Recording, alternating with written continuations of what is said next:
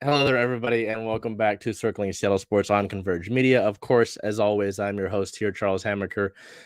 We are at the home studio, unfortunately. Things happen, life happens. No matter the case, we trek through the month of December as the weather becomes harder to get through and just tougher to endure in a way. Tougher to endure is the same thing you could have said about the past Seahawks game, which, as order that we do every single week, we will go into that. The Seahawks on the road trying to snap a 3-game losing streak, which, they haven't hit a 4-game losing streak, certainly not like this in the Pete Carroll era.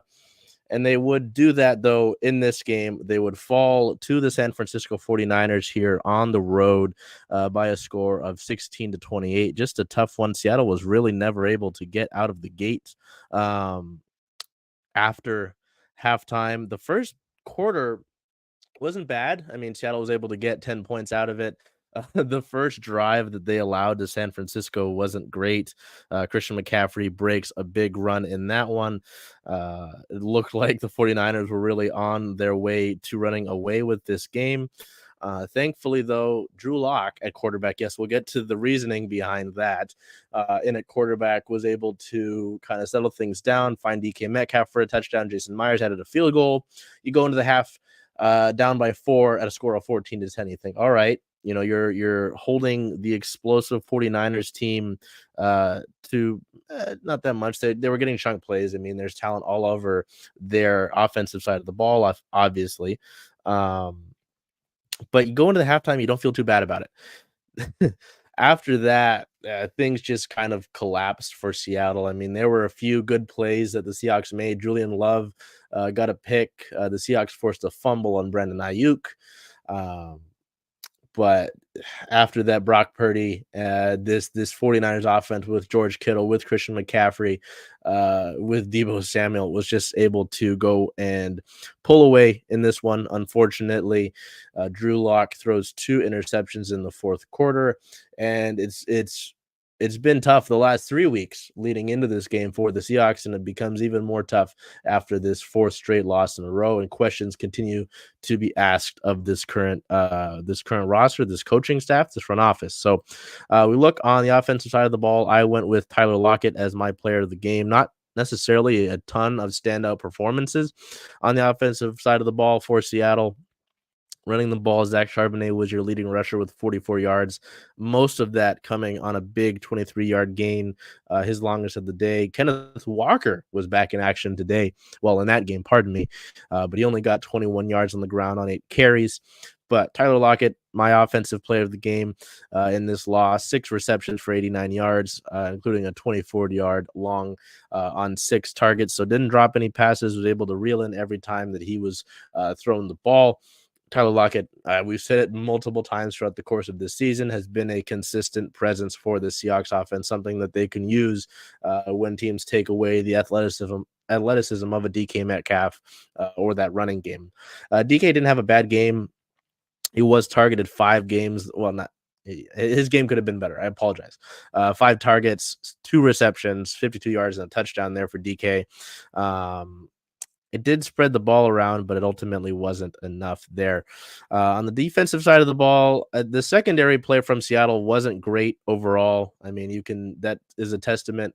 The big plays are a testament to that they gave up, whether it was Deebo Samuel, Brandon Ayuk, Julian Love did, though, have an interception. He did lead the team in tackles with 7 total tackles, 5 solo tackles, a pass deflection. He did have an interception there. So that was big. You get your team the ball back. It's impressive, but unfortunately, Seattle not able to do too much with it. But still nice to see. Jamal Adams had a bad game in this when he got torched. Jamal Adams' tenure with the Seahawks might not go much longer than this current season, so we'll see about that. But Yeah, we look at the inactives list, and there's some names that have been there a while: McClendon Curtis, Raekwon O'Neal, Trey Brown was on here, unfortunately, Patrick O'Connell, but Geno Smith, obviously the big name that was on the inactives list for Seattle. He has a groin injury that he suffered in the last few days of practice leading into this contest against San Francisco.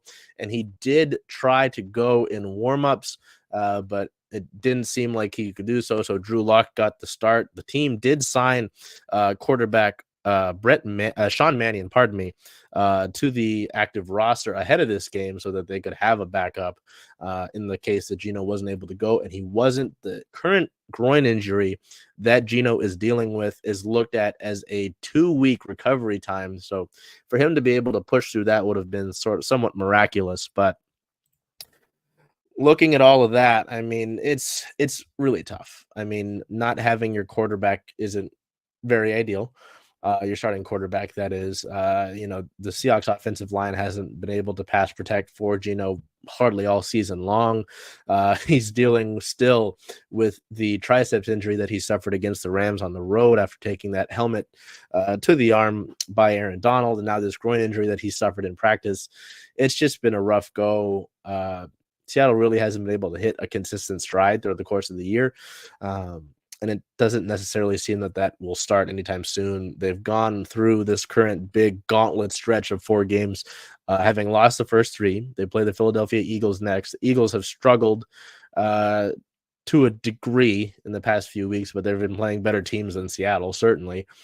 It's going to be a big stake considering that it's on Monday Night Football. You've got 2 of the Defensive Rookie of the Year candidates in this game, and Devon Witherspoon and Jalen Carter. Jalen Carter scoring a touchdown this past week, that is. So it's really tough. It's really tough for the Seahawks at this current point in time.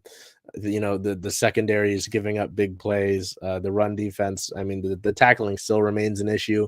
The running the football is somewhat non-existent for this Seahawks team, despite it being something that Pete Carroll talks about all the time, and something that, there's been a lot of discussion about Pete Carroll and changes regarding this team. And for the longest time, I wanted to believe in Pete Carroll. I wanted to see the message through. How big of an impact that he makes on this team's culture is something to note, obviously. But you remain stagnant, right? You're not getting better. You're not getting deep into the playoffs anymore. The furthest that you get is the divisional round, and you just get bounced from there. At some point, it's got to change. At some point, you've got to be able to get past that divisional stage. You want to get back to a Super Bowl. That's obviously the goal here. And I don't know that Pete Carroll, in this current position and with this current staff, at least, can get you there. Can even get you there, let alone win the thing. So it's tough. Week after week on his Monday show that he does after games, Pete Carroll talks about taking accountability for the loss, not preparing the guys well enough for this game, for the opponent. That's unacceptable. I mean, if it's 1 week, sure. If it happens again, sure, it needs to change. But when we're hearing this consistently week in and week out, that Pete Carroll says, I need to be better getting the team ready, you're failing at your job as a head coach, and you're doing it consistently. It's just very, very tough to hear game in and game out. I needed to get the guys better prepared for this game. And to hear it again and again, you get the point.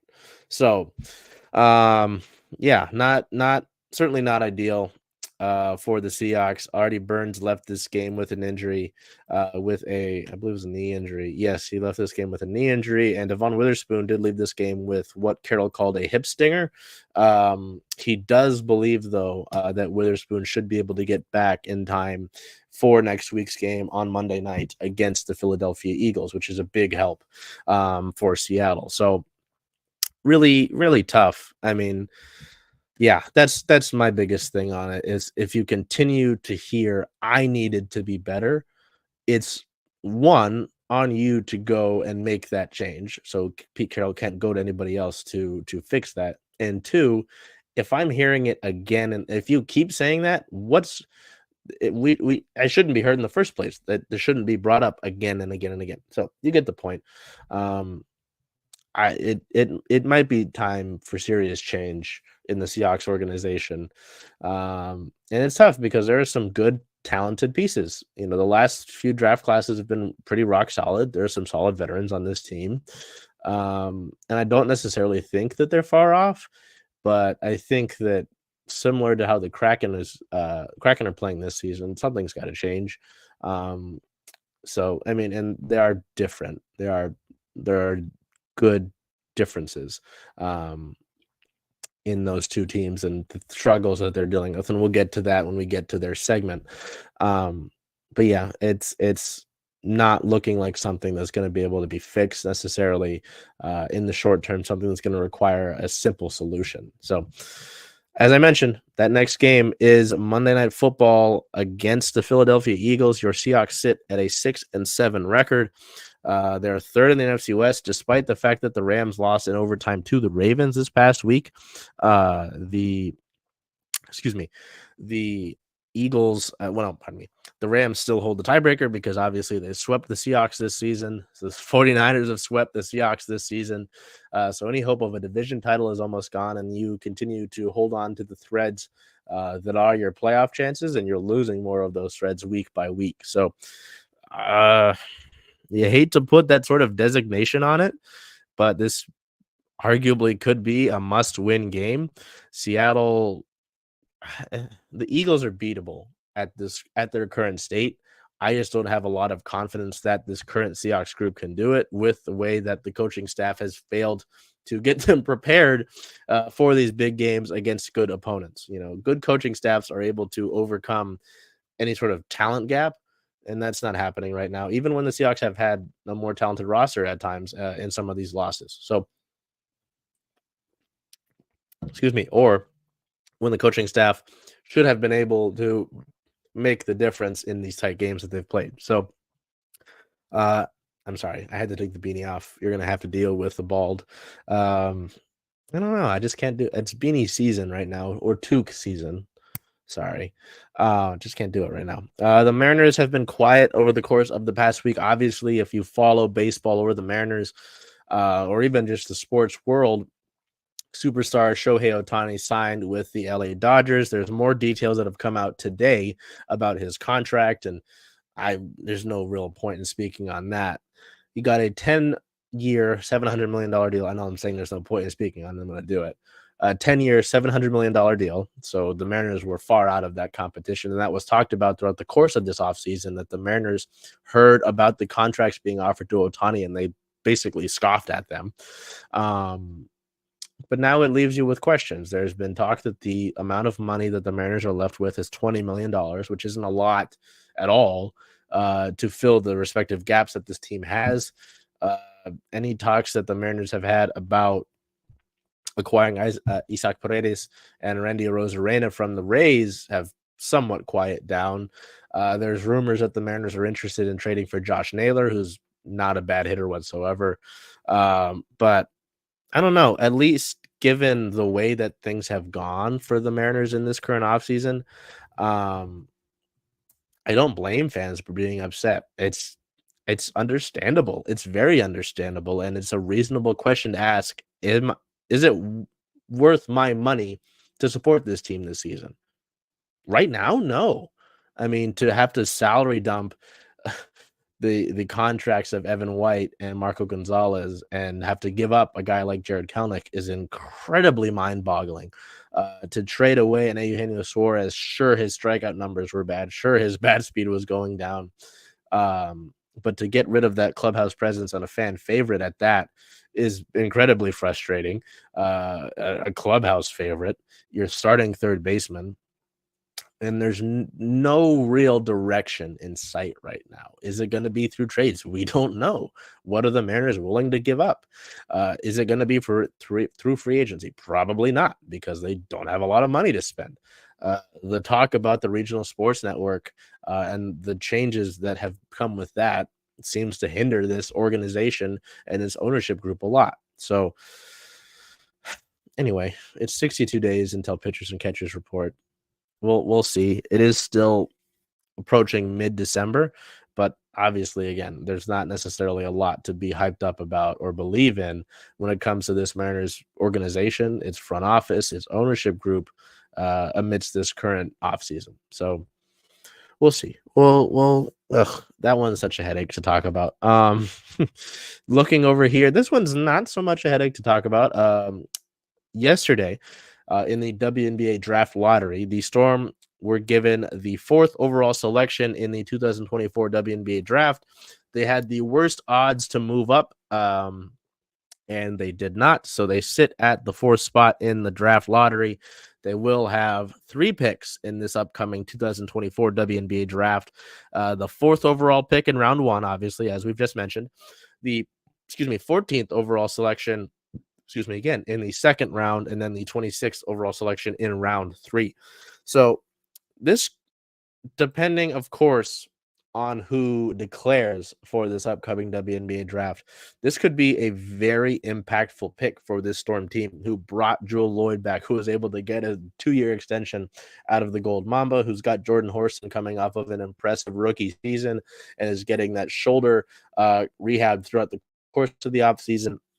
There are some solid pieces already in play for the Storm, and I'm not at all saying that this upcoming year is a contending year, but the foundation is being laid for a strong Seattle roster. The consensus kind of is being laid out for the respective mock drafts, but the top 4 for this draft could include Caitlin Clark, Paige Beckers, Cameron Brink, and Aaliyah Edwards, Georgia Moore, who we saw in the March Madness games here in Seattle last year, could be in this draft. Rakia Jackson, Camelia Cardoso. There's a lot of names here that really would make a big impact on any roster, let alone the Storm roster. So that would be big to get.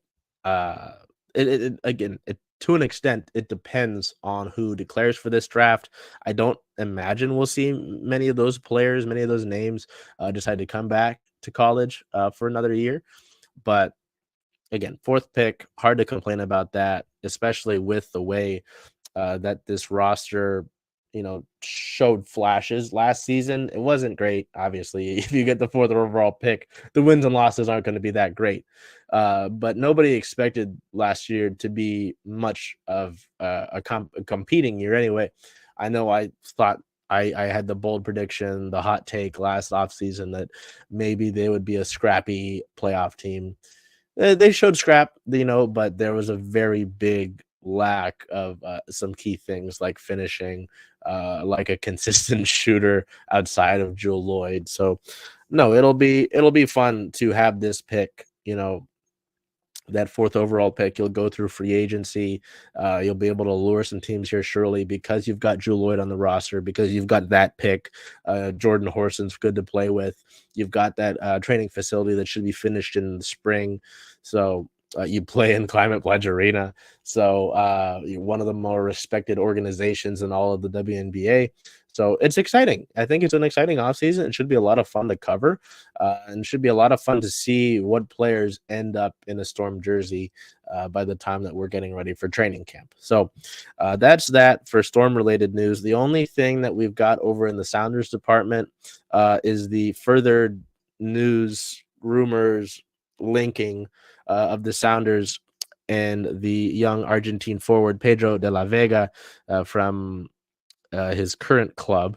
He's 22 years old, had 6 goals and 3 assists for his club this past season. His departure from the club was already expected, and he is looked at as one of the biggest promises in Argentine football. Over the course of the past week, it was reported from a source with the club that De La Vega has approved the move. The only thing that's being worked on really is the paperwork, and expected to be signed within the next 2 weeks. So Seattle is looking to have their new young DP signed pretty quick here. There were rumors around MLS that they would add a 4th DP spot, but MLS Commissioner Don Garber shut that down, which is a little frustrating. Feels like it could be somewhat of a hindrance to the league and the growth of the league, but I don't know. This is exciting though. I mean, seeing what De La Vega can bring, young, seems like a really big playmaker up top for Seattle. That's what they need, whether it's up top or just as an attacking player. However, Seattle will end up using him if this is true, in which we haven't gotten any official announcements or anything while we've been on. I will double check that though, because you never know what's going to drop while we're on the air. Nope. Okay.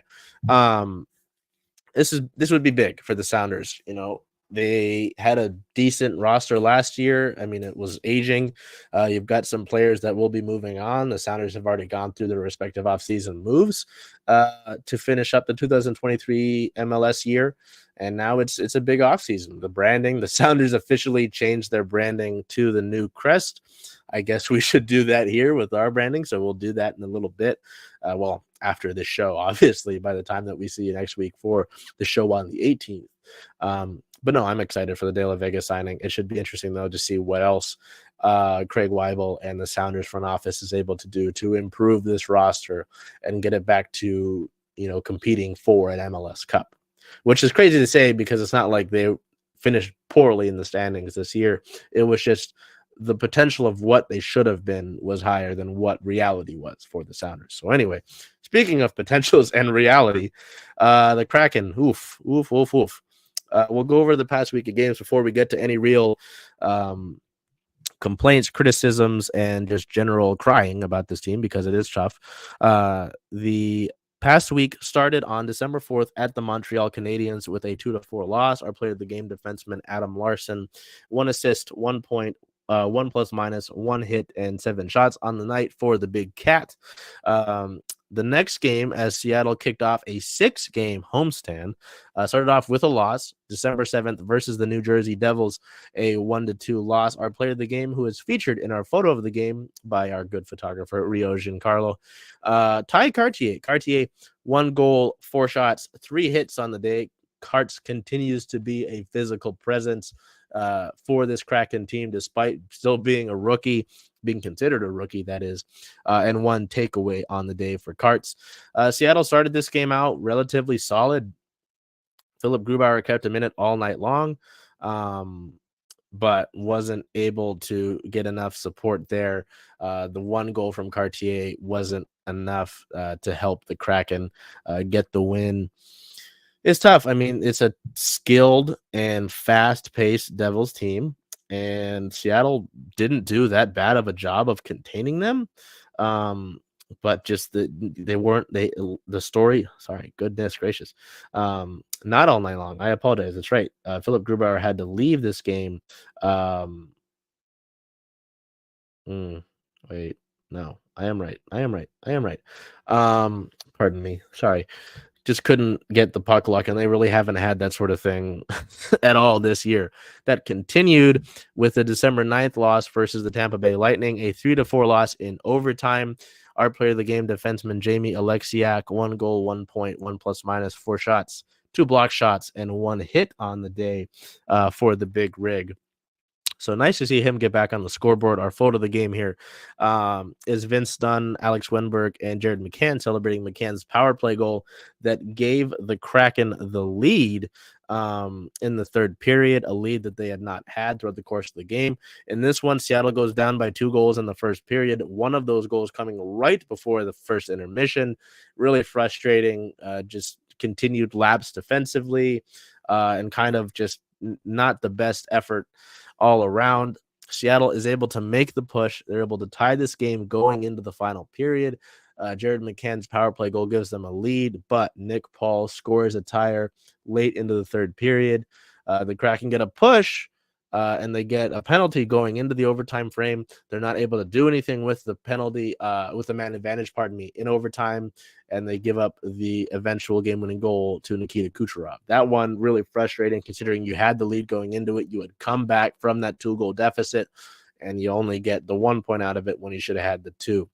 And then yesterday's game to the third game of a 6-game homestand and the last of the past week for the Kraken, hosting the Minnesota Wild, a team that's Minnesota's odd. I mean, they had a long losing streak. a winning streak, and then they had lost their last 2 games coming into this contest. The Kraken obviously on a losing streak going into this game, and like just couldn't get anything to go in this one either. Um, Oh, goodness gracious. Yeah, this one was tough. Our photo of the game tells a little bit of the story by Liz Wolter. Seattle got chances. They got chances early on the power play. They got chances late on the power play. There were Oliver Bjorkstrand hit the post. He hit the side of the netting. There were pucks that went right through the crease. Jordan Eberle had one that should have gone through, but went off of a skate. There's just no puck luck with this team. It is essentially non-existent. Um, and the goals against were bad. The third one was an empty net goal. Seattle was within one for, I believe, 52 minutes of this game because of the play of Joey Decord in net for Seattle. But just no goal support whatsoever. Seattle gets shut out, and they're currently on an 8-game losing streak. So I tried to postpone the idea of a big change being made for this Kraken team for a while. I thought, hey, they're doing the right things. They're doing a lot of good. There are positives to look at with this current roster. They just need a little puck luck. They just need to be able to find the game that breaks through, and then they'll be fine. And they haven't done that. And we're now 29 games into the season. It's I mean, you're 7 games out of a 7 points, pardon me, out of a wild card spot, because of the lack, of big performers per se in the standings in this Western Conference, in your division even, um, you're still technically in it. You're not that far out of this fight, because of that, it's not necessarily the biggest thing to freak out, but if you're looking optimistically, of course, which a lot of the fan base isn't, and I don't blame them anymore. It's they're not far off. I really don't believe they're far off, and this is not at the fault of Dave Haxtell, but it's certainly his problem to solve, and he might end up being the one that gets canned for it, and it won't entirely be deserving. You can say what you want about it. These guys do still end up putting up a fight for him. They work on things in practice. I promise you, as someone who covers this team and sees them in the practices, they didn't have one today. Um, they work on the issues that they're facing, whether it's the power play, whether it's the rushes, whether it's staying tight and structured on the penalty kill. They do practice their issues. The problem has been they'll work to fix one issue, it'll be solved. They'll go to fix another issue, and then that one that the prior has come into disarray again. So couple that the lack of puck luck, it's the Kraken are playing against themselves when they have the lack of effort games, when there's the period that really sets them behind and that they need to chase. They're playing themselves and their opponent. And their opponents, they've played a lot of good hockey teams throughout the course of the year here. And even in the games that they should have won, like that Minnesota game, a Minnesota team that's very beatable, they beat themselves or they just don't get the luck. I don't know how some of those goals did not go in for Seattle. I really don't. I don't know who in the organization went and got cursed or stepped on a crack or what. I don't know. Um, I still really don't think they're that far off. They're a confusing team. I promise you, they're a confusing team. Um, and you add the fact that they've had a lot of players injured. Jaden Schwartz is out. Andre Burakovsky's out. Philip Grubauer. We'll talk about him in a minute. Oh, it's they're a very confusing team, and it's a headache to try and solve these issues for this Kraken team. And it's the fans have been calling over for it since basically game one when they lost to the Knights on the road to begin the season.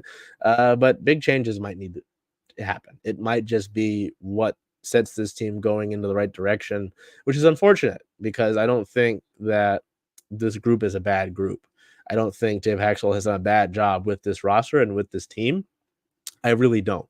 I don't think these players largely are at fault outside of maybe Brian Dumoulin, and he's not at fault for the rest of the entirety of the issues. I apologize, so it's tough. It is really tough. Um, but yeah, it does seem very much like Dave Haxtell is going to be fired as a result of this. We'll see. Maybe they've rattled things off. The 3-game stretch that's upcoming isn't easy. They have a stretch there where they play the Kings twice within 3 days, and the other team that they play in that span of, pardon me, twice in 3 games, and the other team they play in those 3 games is the Dallas Stars. It's not getting any easier for the Kraken, and but they don't have anybody to feel bad for them. That's not how this league works. It's not how professional sports work. They're going to have to find a way to get through it. Adam Larson, after the game yesterday, talked about, you're going to have to get a greasy one, and that's going to be the one that's going to be able to stop the losing streak and get them going in the right direction. But they've played greasy. They have been able to get net front. They've been able to get pucks to the net, and they just haven't gone in. It's pretty wild. It has been pretty wild. After the game yesterday, there were several players, including Jared McCann, who were just sitting in their stalls still by the time the media was allowed in, and they just looked dejected. They looked like, hey, we've given it everything. We've pushed. We've been there, right there, to be able to either equalize or go ahead or get the game winner, and they haven't. So they've kept face. The Dave Haxall and this roster have kept face. They've said, hey, we're not that far off. We've got to keep working. We've got to believe in what we're doing. That's been said throughout the organization, the players and the coaching staff. Oliver Bjorkstrand talked about it last night, um, but it has to be eating at them, at least a large group of them. So it's tough. It is very tough. And I do think now it will take something like that. Maybe even a trade. I don't imagine that'll be what it is. I think Haxall will be fired before anything else, to set this group going in the right direction. So, speaking of injuries, I just had talked about. So, goodness, yeah, not great. On December 5th, Andre Burakovsky was in a practice jersey ahead of the game against Montreal. He got through that game. Oh no, he didn't get through that game. He did play the game against the Devils. He didn't necessarily seem like he was 100% full on, ready to go, full speed, ahead of that game against New Jersey, but he did play in that one.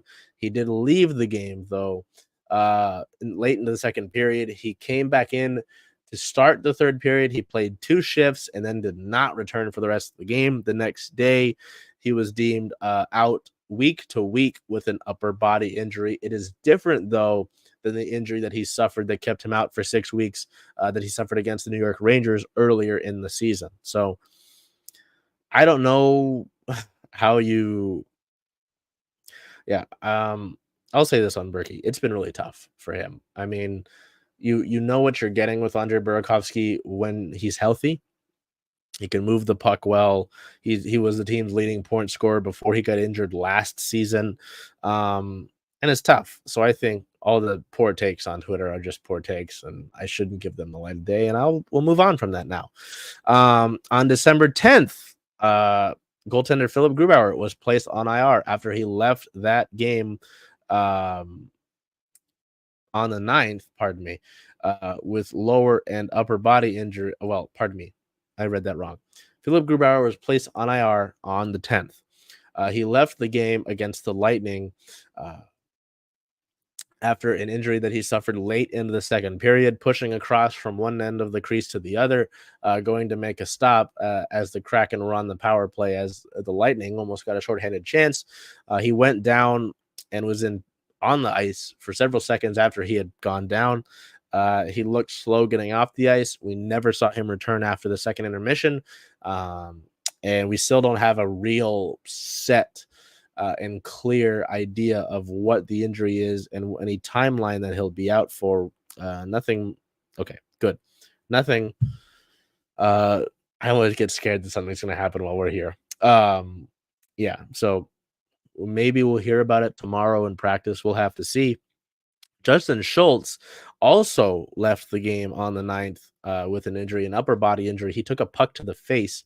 He was not available yesterday against the Wild. We'll have to see if we hear about him tomorrow or see him in morning skate. As always, you can keep up to date in real time with us on stuff like that on our Twitter/X, whatever you want to go call it. We've been more active on Threads recently.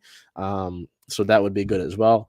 But you can get those real-time updates as we're at these practices, we're at morning skate, we're at the games, we're in the post-game press conferences and all that sort of thing by following us and getting that in real time as it happens. So that's tough. In terms of team-related news, I mean, it's last week we talked about guys moving up and down and there being all these sort of roster moves that continued this week, not only with injuries, but also as the team kind of tries to get out of this slump.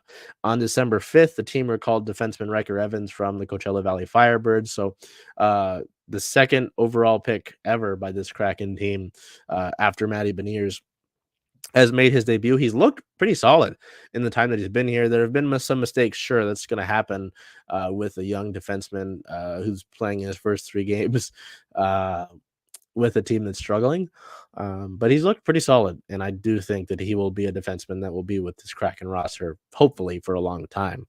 The next day on the 6th, the team recalled forward Devin Shore from the Firebirds, but sent forwards Max McCormick and Marian Studenic down to the Firebirds. This seemed to be a thing where they didn't want to place the forwards on waivers, so they're kind of playing ping pong with them. Send McCormick and Studenic down, bring Shore back up. This was also when they were getting Andre Burakovsky back, so I was like, hey, we don't need another forward as a healthy scratch. We'll send them back down to Coachella Valley. The next day, the team loaned defenseman Jacob Megna to the Firebirds on a conditioning assignment, which was interesting. In his first game, the team played a back-to-back against the Abbotsford Canucks. Megna had 1 shot, and that was his only stat for the game. And then in the next game, he scored, actually. So that was nice. The next day, after that game that I mentioned, he would get recalled, but we have another move to go before that. December 9th, before the game against the Lightning, the team recalled forward Marian Studenic from the Firebirds. The day after that, the day of the Wild game, the team recalled Chris Drieger as Philip Grubauer was placed on injured reserve, which is something he has to be on for a minimum of 7 days. And recalled defenseman Jacob Megna back from the Firebirds. So score a goal. The next day, it's your birthday, and then you have to come back up to Seattle. So, well, they were in Abbotsford, so I digress. So, yeah, long story short, I think if any change is going to happen, it's going to be Dave Hexall getting fired. Unfortunately, I'm not saying that because I believe it should happen. I'm saying that because I'm imagining, inferring, using my context clues to think that that's what's going to take place. So, we look ahead. The Kraken have 3 games coming up over the course of the past week to close out a 6-game homestand. The first is tomorrow, Tuesday, December 12th, against the Florida Panthers, the 8-14-7 Kraken, who sit in the 6th spot of the Pacific Division, who currently have 23 points, which through 29 games, through the same mark back in the inaugural season, was the same number of points. So through 29 games in year 1 and year 3, the Kraken, the same amount of points. Unfortunate. They play a Panthers team who comes into this game in their last 7 games going 5 wins, 1 loss, and 1 overtime loss. The Kraken come into this game having lost their last 8 games. So that's going to be a tough one. Florida, obviously, going to the Stanley Cup final last year, losing to the Golden Knights. Still a lot of veteran talent on that team. They're a hard team to beat. Seattle lost to them on the road last time they met this season. So looking to avenge things, looking to snap the 8-game losing streak, but we'll see. After that, they will welcome the Chicago Connor Bedards to Climate Pledge Arena. Connor Bedard and Chicago will come December 14th and also play a 7 p.m. puck drop. The Kraken lost to the Chicago also on the road the last time that these two teams met, but all of the production came from the bottom 6 forwards. So Seattle looking to just clean things up. That was another sloppy loss. So hopefully that is also something that they can bounce back from, get revenge on the last game that these two teams played against each other, and lead into a tough final game of the week. They play the LA Kings, who are very real and very scary. A deep Kings team that seems to be putting things together or has put things together. That game to end out the homestand is December 16th with a 7 p.m. puck drop. That is, something happened. Jeff Passan. Um, oh boy. We'll see that game, all of these games, all three games over the course of the next week on Root Sports. So there was a game, the Devils game was on ESPN. Thankfully, we won't have to deal with that after this. So there's only one piece of OL Reign news as their offseason continues. A good and a bad. Today, both of them happened day two, so it was interesting. December 11th, the team re-signed goalkeeper Maya Perez, who was signed as the third goalkeeper after Valentilla's choice left to join Man United. And midfielder Angelina is leaving via free agency. She was an unrestricted free agent. Pardon me. No, anyway, she was a free agent. She had dealt with coming back from an ACL injury. She had worked so hard to get back from it. A lot of playmaking from Angelina. Had hoped to see more from her. And it's not, I'm not saying that to say she disappointed. I'm saying to say it's unfortunate because she was held out by injury. But she has declared for free agency. She had a goodbye message on Instagram.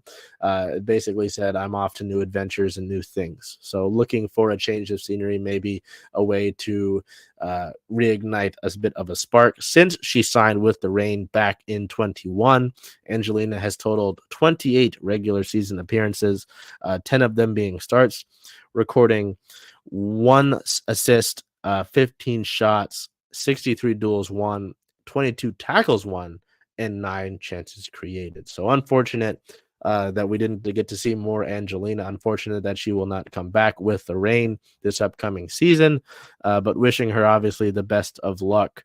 The best of luck in what she endures next. So, yeah, tomorrow is a big day for the Reign. I want to make double check that this is right.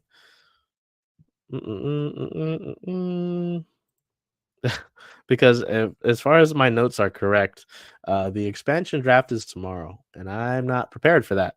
Not prepared as in not ready to deal with it, just not ready to see players leave the Reign.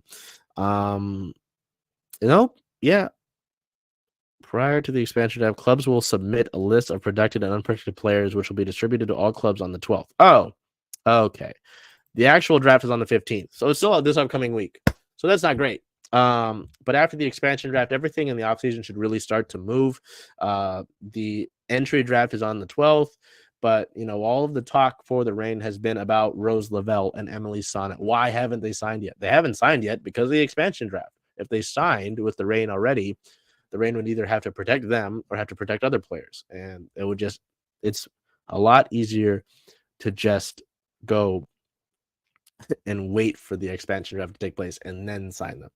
So anyway, I mean, the Reign will be losing 2 talented players regardless of what happens over the course of the expansion draft. They extended the option of Shea Holmes this past week. They re-signed Alyssa Melanson. So the depth is there for the Reign, but some of that depth will take a hit with the expansion draft, which is unfortunate. So that is it for this week's episode of Circling Seattle Sports on Converge Media. I hope you enjoyed the live version. I don't imagine it was too different from what we normally do. Yeah, no comments. It's all right. Until we see you next week on December 18th. Hopefully by then we are back in the studio. The Kraken go on the road, so it's not like a lot of things. We'll be in studio. We'll be here in Seattle by then, but that doesn't mean that the Seattle sports world will slow down in any sort of iteration. Until we see you next week, be careful. Take care of yourselves. It's obviously cold out there with the rain. It's slippery. The rain is made the basement here, the home studio, a little wet. So thank you to Chris and Zoe for taking care of that. Until we see you next week, hoping that the Seahawks are able to turn things around, that the Mariners do something productive in free agency to get some fans' hopes up. The Storm prepare for free agency and the draft with their 4th overall pick. The Sounders complete the De La Vega signing. The Kraken are able to snap the 8-game losing streak. And that all of our other teams are able to do positive things by the time that we see you next week. Take care of yourself. Be well. and do whatever you can to make today a great day. I love you. I'll see you later.